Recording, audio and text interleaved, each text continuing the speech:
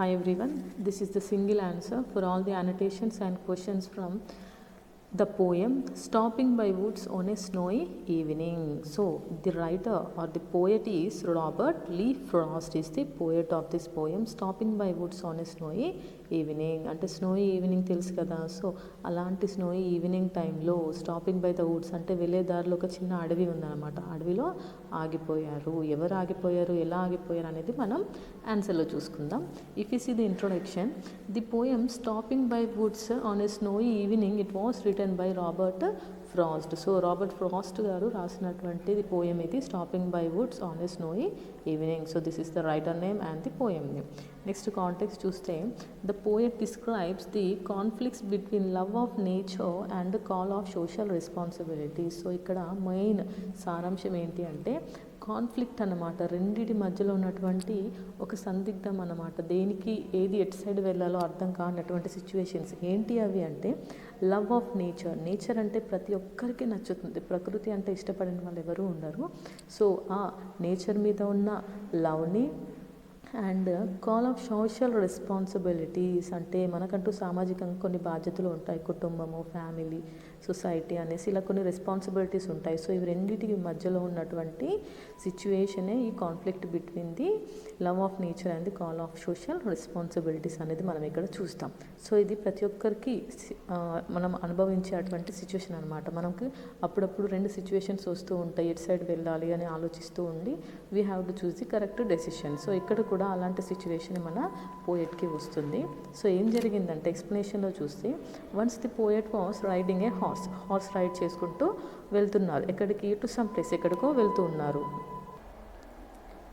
He came across the woods. So వెళ్ళే దారిలో అతను ఒక వుడ్స్ని దాటి వెళ్ళవలసి వస్తుంది. సో వుడ్స్ అంటే అది అడవి అంత పెద్దది కాదు, ఫారెస్ట్ అంత పెద్దగా కాదు, కానీ చిన్నగా ఉంటుంది అన్నమాట. జస్ట్ ఫారెస్ట్కి సిమిలర్గానే ఉంటుంది, మొత్తం చెట్లతో నిండిపోయి ఉంటుంది. సో బట్ ఫారెస్ట్ అంత పెద్దగా ఉండదు.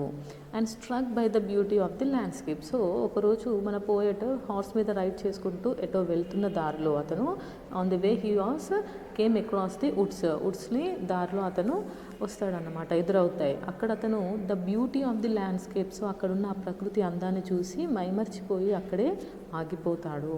He thought that the owner must be living in the village and does not see him stopping there. So ఆ ఓనర్ ఉంటారు కదా, ఆ వుడ్స్ ఒక ఓనర్ అక్కడ ఉండడు, అతను ఖచ్చితంగా వాళ్ళ ఇంట్లో ఉంటాడు. కాబట్టి నేను ఇక్కడ ఆగిన విషయం కూడా అతనికి తెలియదు అని అక్కడే నిలిచుండి ఆ అందాన్ని ఆస్వాదిస్తూ ఉంటాడు. ఎంత అందంగా ఉంది ప్రకృతి అనేసి దాన్నే చూస్తూ మైమర్చిపోయి ఉంటాడు. His horse was puzzled by the behaviour of the master. So వాళ్ళ మాస్టర్ అంటే ఇప్పుడు మన పోయెట్ ఉన్నాడు కదా, అతను వెళ్తున్న హార్స్ పజిల్డ్ అన్నమాట. అది ఆశ్చర్యపోయింది, ఏంటి ఇతను ఎందుకు ఇలా సడన్గా ఆగిపోయాడు అన్నట్లు ఆ మాస్టర్ యొక్క బిహేవియర్తోనే అది పజిల్ అయిపోయింది. It wondered why they had stopped there. So అసలు ఎందుకు ఇక్కడ మనం ఆగాము అని అది వండర్డ్ అంటే షాక్ అయిపోయింది అనమాట, ఆశ్చర్యపోయింది. The poet want to stop there and enjoy the scene. Poet మనసులో ఏముంది, అక్కడే ఉండిపోవాలి, ఆ సీన్ని అంటే అక్కడున్న ప్రకృతి ఆ ఒక్క సీన్ ఉంటుంది కదా, ఆ అందాన్ని అలాగే చూస్తూ మైమరిచిపోయి అక్కడే ఉండాలి అని అతని మనసులో చాలా కోరికగా ఉంది. But he remembers his promises. కానీ అతనికంటూ ఉన్నటువంటి కొన్ని బాధ్యతలు, తను నెరవేర్చాల్సినటువంటి ఎన్నో రెస్పాన్సిబిలిటీస్ ఉన్నాయి కదా, అవన్నీ గుర్తొస్తాయి. And lot of work to be done before going to bed. So తను పడుకునే ముందు అంటే చేయవలసిన ఎన్నో పనులు, కార్యక్రమాలు అన్నీ కూడా ఎక్కడవక్కడే వదిలేసి ఇక్కడ వచ్చి ఉండడం కరెక్ట్ కాదని అవన్నీ గుర్తు తెచ్చుకొని వెంటనే ఇక తన ప్రయాణాన్ని కొనసాగిస్తాడు. సో తనకి ఇష్టం లేకుండానే అక్కడున్న ఆ సీనరీని అన్నింటినీ వదిలి, ఇష్టం లేకపోయినా కూడా బాధతోని వదిలి తన రెస్పాన్సిబిలిటీస్ని నెరవేర్చుకోవడం కోసం అక్కడి నుండి వెళ్ళిపోతాడు. Okay, so this is the answer for stopping by woods on a snowy evening. So you can have a overall look of the answer.